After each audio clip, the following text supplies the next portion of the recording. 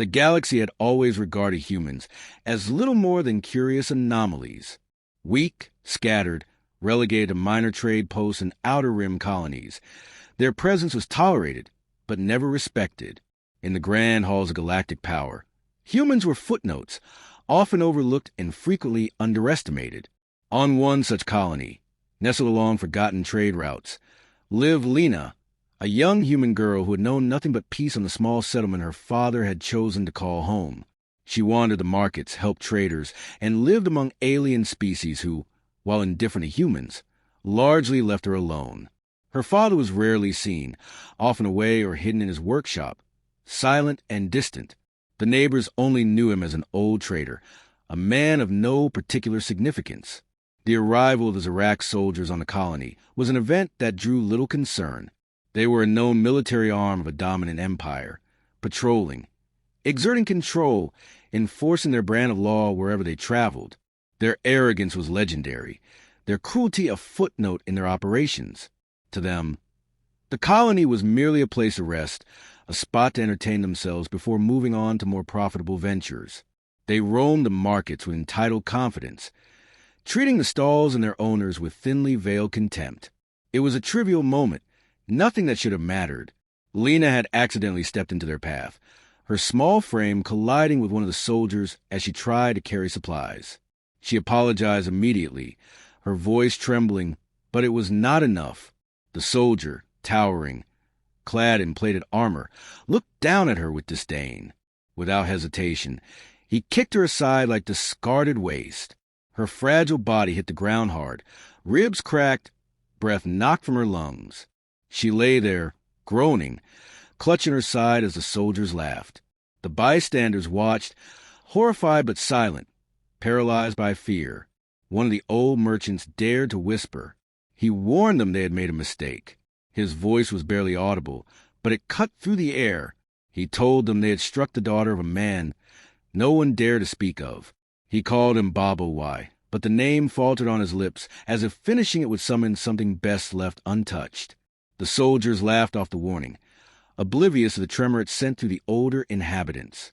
To them, the name was a myth, an old human bedtime story crafted to scare children. The merchant insisted. His voice carried the weight of legend. He explained that HFY was no ordinary man. He was a monster that monsters feared. The soldiers dismissed him, mocking the humans' love for ghost stories, unaware that the silence spreading across the market was not reverence but terror. Lena was carried home by neighbors. Her breathing was shallow. Pain etched across her face. The news of what had happened spread through the settlement, reaching ears that had long remained quiet. In a modest house on the outskirts, her father sat alone, his hands idle over ancient equipment. When the door opened and he saw her broken form, his expression did not shift. His hands did not tremble. He simply looked at her, placed his tools down, and stood. There was no shouting, no threats, no calls for help. He simply began preparing. He left his house, ignored the frightened whispers of neighbors, and moved to the colony with a purpose none had ever witnessed. Old smugglers, long-retired mercenaries, and traders recognized him in that moment. They remembered stories, operations that had vanished from public records, missions that no one had returned from, names erased in classified files. They remembered the silent shadow who moved across battlefields and left nothing behind but silence. The soldiers, having finished their business, departed from the colony, believing the matter settled. They did not know that the man walking through the starport gates was not following them for justice. He was not coming to negotiate. They did not realize that they had disturbed something ancient, something that the galactic powers had quietly agreed never provoke.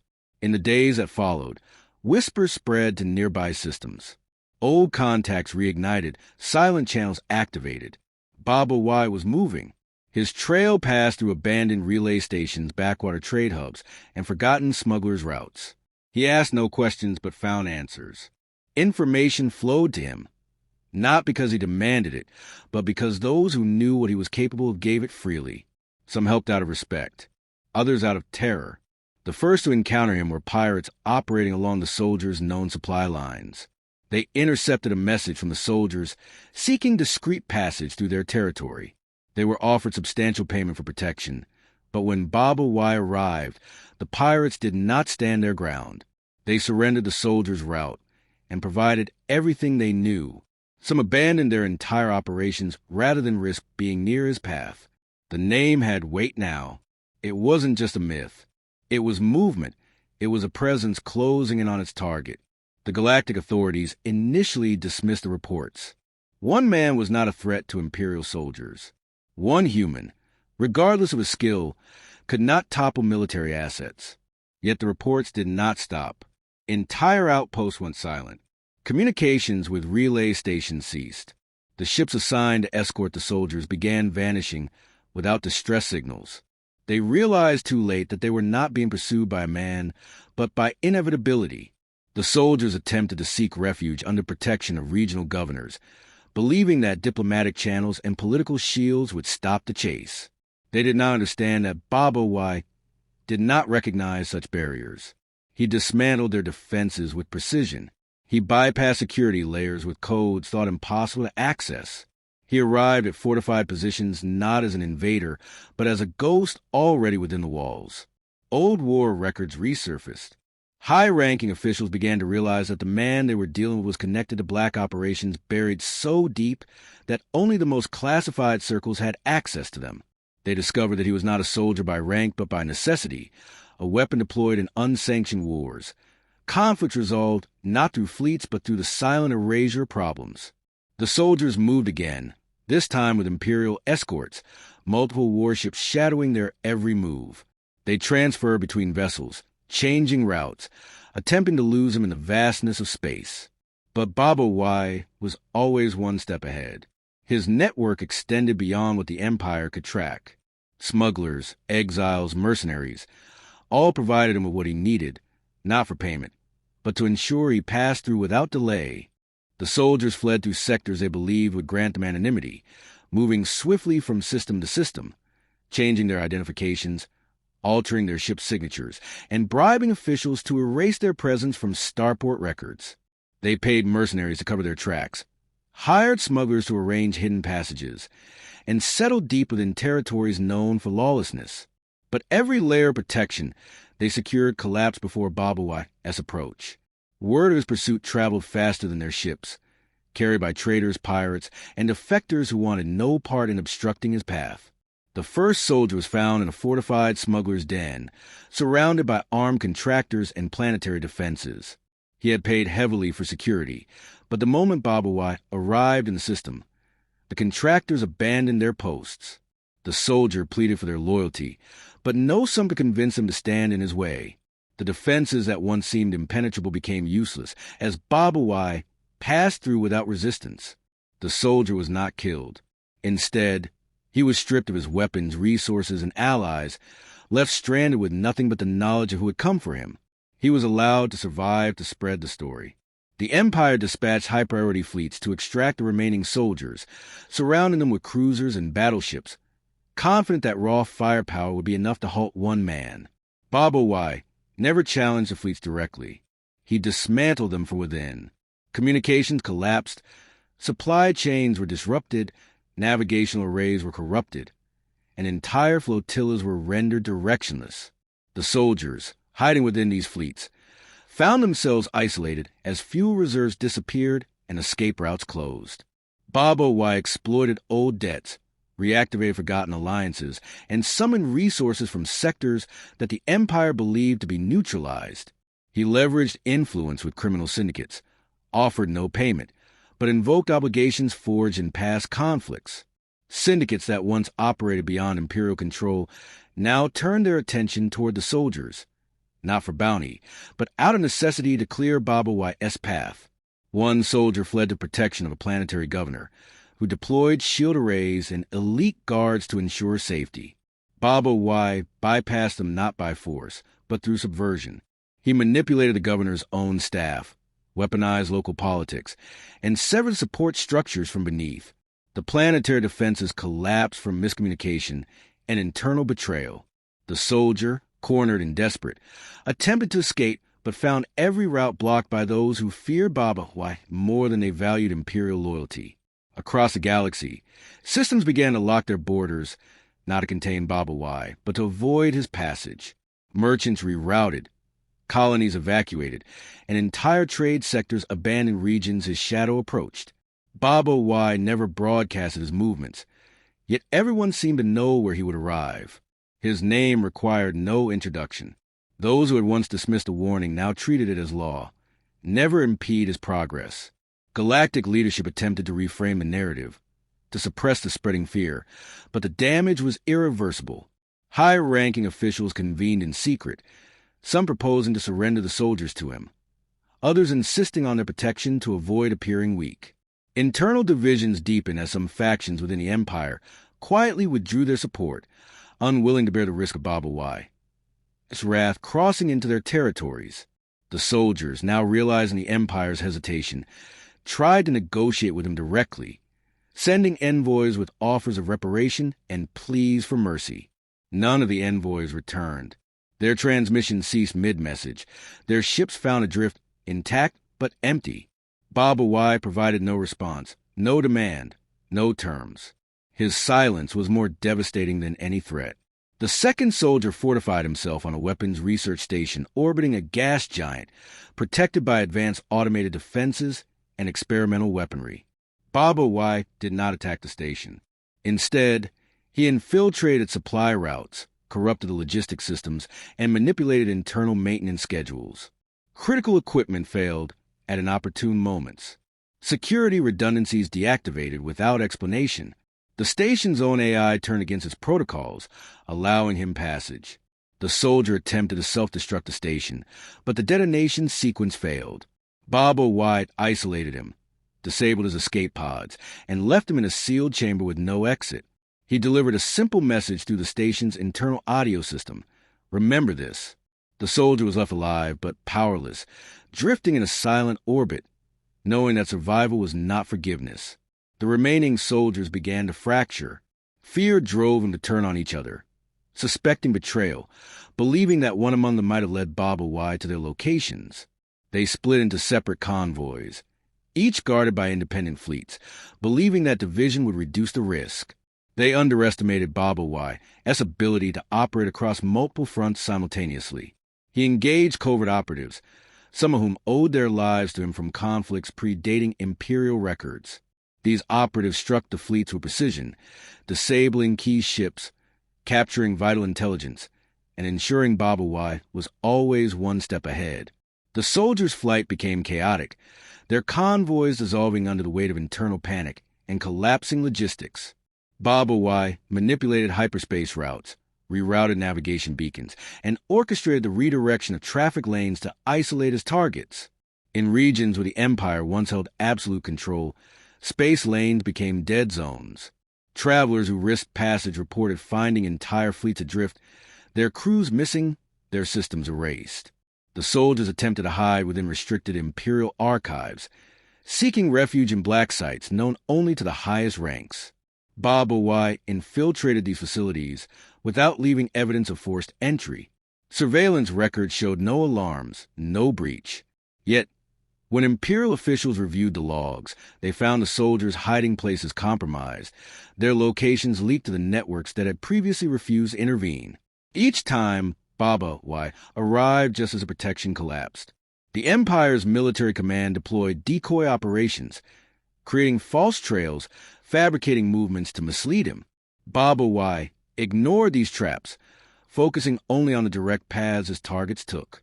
His intelligence sources rendered the Empire's misdirection irrelevant. In desperation, the soldiers sought the protection of the Valkyrie Syndicate, a formidable criminal organization with fleets and planetary strongholds. The Syndicate's leader, known for ruthlessness, agreed to shelter them in exchange for significant Imperial concessions. But the moment Baba Y arrived in the system, the Syndicate fractured. Its fleets defected, its planetary governor surrendered, and its leadership fled rather than face what they described as the one force they had no defense against. The soldiers pleaded with the remaining Syndicate enforcers to stand their ground. The enforcers abandoned their posts without negotiation. They knew the stories. They knew the pattern. They wanted no part in the destruction that followed Baba Y's path. The soldiers no longer ran. They no longer planned. Every escape route had been methodically closed. Their resources were stripped away with the same precision that had dismantled fleets and crippled networks. The Empire's protection had collapsed in silent retreat, not from defeat in battle, but from the slow, grinding erosion of confidence and capability. Each soldier sat in isolation on distant, forgotten stations, knowing that time was no longer a tool they could wield. It had become a sentence. Baba Y did not rush. His movement was deliberate. Each step a calculated dismantling of what little structure the soldiers still clung to. He moved through the galactic fringe, not as a man requiring fleets, but as a force that no one obstructed. Pirate factions, mercenary guilds, criminal enterprises, once robust and arrogant, abandoned their holdings ahead of his arrival. Trade routes that had operated for centuries rerouted to avoid a projected path. The galaxy began to shift not through decrees or treaties, but through quiet, desperate avoidance. The soldiers' last attempts to rally Imperial support failed when High Command officially severed all ties, retracting their protections and issuing orders to cease all further engagement with the matter. The soldiers became politically invisible. Their existence was no longer acknowledged in official channels. They were sacrificed to preserve what little stability the Empire could salvage. The soldiers reached out to old allies, offering information, technology, and wealth, but the offers were rejected with increasing frequency. No promise outweighed the cost of being in Baba Y's path. The galaxy had learned that his vengeance was not immediate. It was patient. It suffocated. It dismantled. There were no grand battles, no direct confrontations. There was simply the knowledge that his pursuit could not be halted, could not be bargained with, and would not be deflected. Baba Y became an inevitability that the stars themselves seemed to shift around. The first of the remaining soldiers was located in a derelict mining station on the edge of a collapsing asteroid belt. He had surrounded himself with automated defenses, trusting machines over mercenaries who might abandon him. But when Baba Y reached the system, the automated defenses failed without engagement. The soldier supplies had already been corrupted, his access codes deactivated, his communication systems silently overwritten. His message requesting aid was never transmitted. He sat in the empty station, waiting. When the door slid open, he expected death. Instead, Baba Y left him with nothing. No weapons, no transport, no means of survival. The soldier would linger there, forgotten, a relic of his own arrogance. The second soldier had entrenched himself within protection of a warlord faction known for defending their contracts without question. But the warlord's fleets dissipated days before Baba Y's arrival. The warlord himself issued a public statement, renouncing all ties and abandoning the soldier on a barren world. The soldier's last known message was a desperate transmission to anyone who would listen, offering information, surrender, or anything that might stay the inevitable. There was no reply. Imperial intelligence agencies attempted to intercept Baba Y's operations. They deployed covert surveillance, seeking to predict his next moves. But each attempt to observe him ended with their assets disappearing. The Empire's efforts to map his network collapsed as informants either vanished or defected, unwilling to risk proximity to the unfolding resolution. The final soldiers sought refuge in the core worlds, attempting to disappear among the dense populations and powerful political structures. The Empire, still recovering from the destabilization Baba Y had inflicted, denied him entry. He resorted to hiding in peripheral trade hubs, but each movement tightened the circle around him. Every ship he boarded reported malfunctions. Every crew he hired dissolved into silence. He became a ghost even among the living, shunned by all who understood the silent rule. No one shields those marked by Baba Y. Baba Y approached, his path unchallenged, his progress unopposed. The soldiers' attempts to secure passage through illicit routes were intercepted. His final ship was found docked and empty, the crew missing, the systems inert. His final message was found in the ship's black box, a recording of him pleading to the empty air, offering his life in exchange with certainty that the chase would end.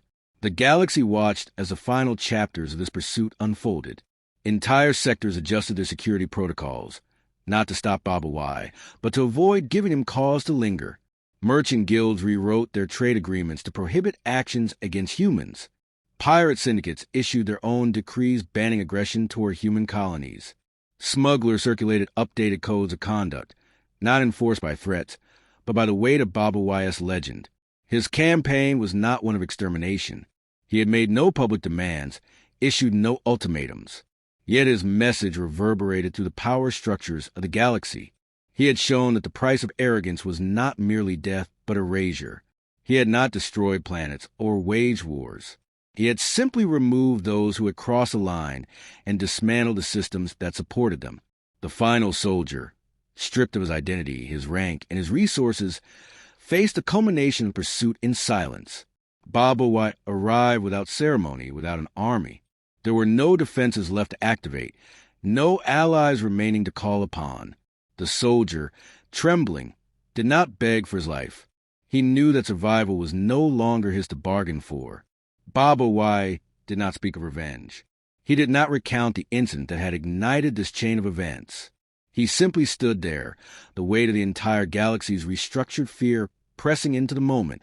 The soldier collapsed to his knees, not from physical force, but from the crushing inevitability of his fate.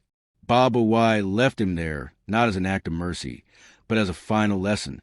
The soldier would live alone, without allies, forever marked by the knowledge that he had provoked a force no empire dared challenge. The empire, now fractured and reeling from political and logistical collapse Baba Y had engineered, issued an unspoken decree across all sectors. Human colonies were to be respected, human citizens left unmolested, and above all, no one was to harm a human's family. The decree was not distributed through official channels, but passed quietly through the ranks, understood as survival rather than law. Pirate factions adjusted their own codes, forbidding aggression toward humans, not from altruism, but from the enduring terror of invoking Baba Y's attention. Criminal syndicates, once indifferent to human affairs, began offering unsolicited protection to human settlements, preferring to guard them rather than risk involvement in future incidents. Humanity's place in the galactic hierarchy shifted, not through diplomacy or warfare, but through the singular weight of Baba Y's silent campaign. His name became synonymous with unstoppable consequence.